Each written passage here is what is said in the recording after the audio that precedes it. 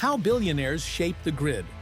F1 has always been about speed, skill, and engineering brilliance. But behind the shiny cars, the roaring engines, and the superstar drivers, there's another force that quietly decides who gets to live the dream and who doesn't.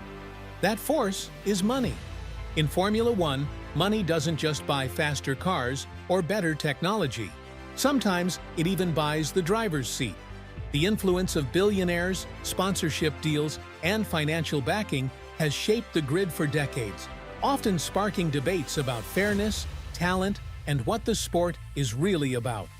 So today, let's take a deep dive into the world of money and power in F1, exploring how pay drivers, wealthy families, and big sponsors have influenced the sport, and why money still decides so much of what happens on the track. Formula One is the most expensive motorsport in the world. Running a single team for one season can cost hundreds of millions of dollars. Even with the cost cap rules introduced in recent years, teams still spend around $140 million or more just to compete. And that doesn't include driver salaries or marketing. Think about it. Every engine, every wing, every tiny piece of carbon fiber costs an insane amount of money. Add logistics, staff, travel, and technology, and you realize that F1 is as much a business as it is a sport. So where does all this money come from? Sponsorships, commercial rights, prize money from the FIA, and of course, private funding. That's where billionaires and wealthy backers come in. Because sometimes the difference between a struggling team and a competitive one is just a single big investor. Let's start with the concept of the pay driver. A pay driver isn't necessarily untalented. They can be skilled, hardworking, and even win races. But what sets them apart is that they don't just bring talent to the table, they bring money, either through personal wealth, family fortune, or powerful sponsors. This isn't new. F1 has had pay drivers since the 1970s and 1980s, when smaller teams often relied on drivers who could bring cash just to survive the season. Teams like Minardi or Jordan back in the day frequently gave seats to drivers who came with a suitcase full of sponsorship money. And even today, despite being more professional and corporate, F1 still sees wealthy-backed drivers climbing into seats that might otherwise have gone to more purely talented racers. One of the most famous examples in modern F1 is Lance Stroll. His father, Lawrence Stroll, is a billionaire who made his fortune in fashion and later bought the Aston Martin F1 team. Lance has been racing in F1 since 2017, and while he has shown flashes of speed, including podium finishes, many fans argue that without his father's backing, he might never have secured a long-term seat. Another big name is Nicholas Latifi, who raced for Williams. His family's Canadian business empire poured millions into the team, keeping Williams afloat financially during tough years. Latifi was often criticized for being slower than his teammates, but his financial contributions ensured his place on the grid for multiple seasons. Beyond individual drivers, billionaires have increasingly taken control of entire teams. And when that happens, it's not just about financial support, it's about power. Take Lawrence Stroll again. He didn't just fund his son's career, he bought a controlling stake in Force India, rebranded it to Racing Point, and eventually turned it into Aston Martin. Suddenly, he wasn't just a supportive father, he was shaping the future of an entire F1 team. Another example is Dietrich Mateschitz, the late Red Bull founder.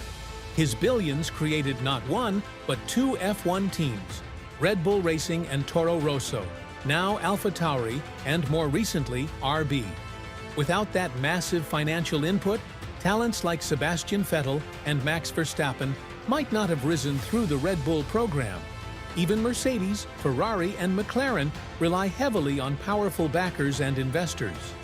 F1 teams are often playthings for the ultra-rich, and owning a team isn't just a business move, it's a status symbol.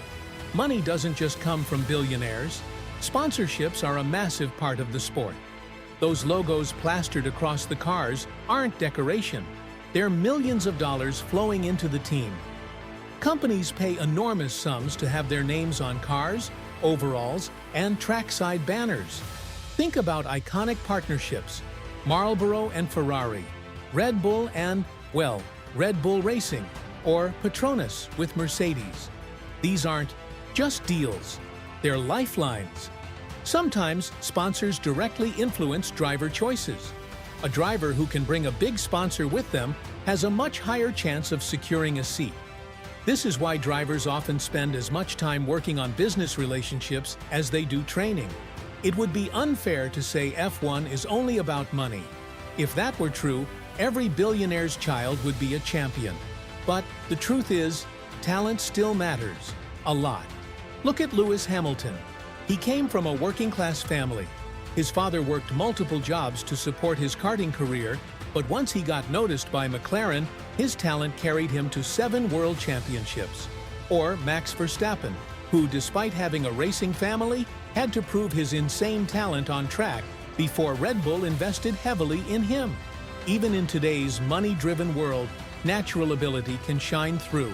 But for every Hamilton or Verstappen, there are dozens of talented drivers who never make it, simply because they can't afford to climb the ladder. With the introduction of the budget cap, F1 is trying to level the playing field.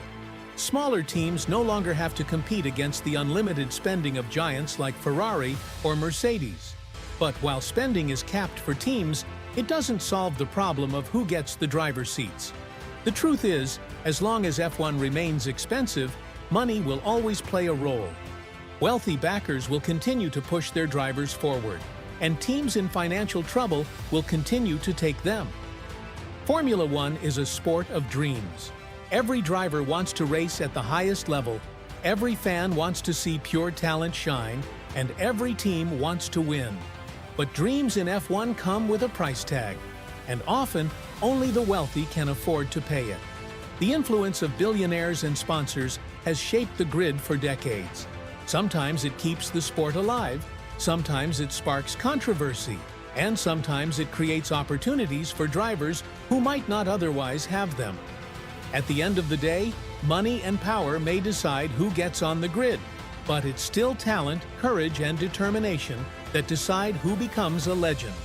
If you enjoyed this deep dive into the money and power behind F1, make sure to hit that like button and subscribe for more stories about the hidden side of motorsport. Drop a comment below. Do you think pay drivers are ruining F1, or are they just part of the game?